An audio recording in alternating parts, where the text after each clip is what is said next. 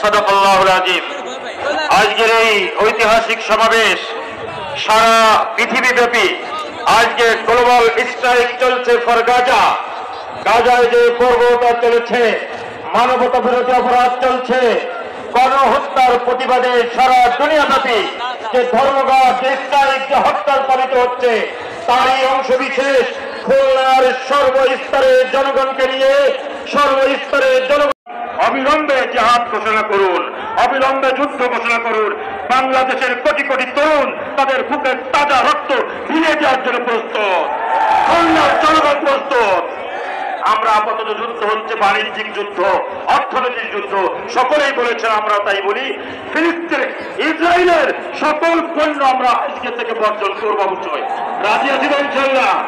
আসসালামু আলাইকুম অবশ্যই মুমিনিন। আসসালামু আলাইকুম ওয়া রাহমাতুল্লাহ।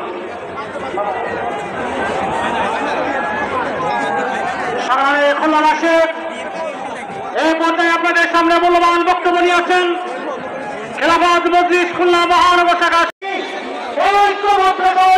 আজকে আমাদের মধ্যপ্রাচ্যের দেশগুলো করতে পারত, তাহলে আমাদের ফিলিস্তিনের ভাইরা অকপরে মারা যেত না। আজকে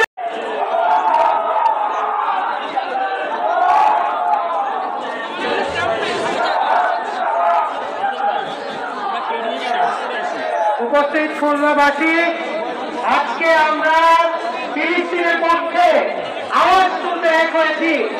আমরা পুরো বিশ্বকে দেখে দিতে চাই আজ পুরো বাংলাদেশ ঐক্যবদ্ধ আমাদের ফিলিস্তিনের ভাইদের জন্য।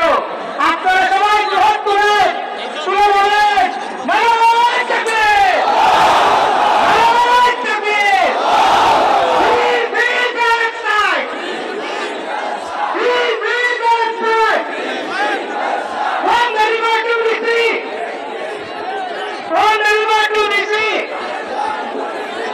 প্রিয় ভাইয়া। আজ আলহামদুলিল্লাহ শুধুমাত্র আমাদের যে মুরব্বীরা এখানে বসা ছিল তারা পাবে, সবাই বসে যান, সবাই বসে যান।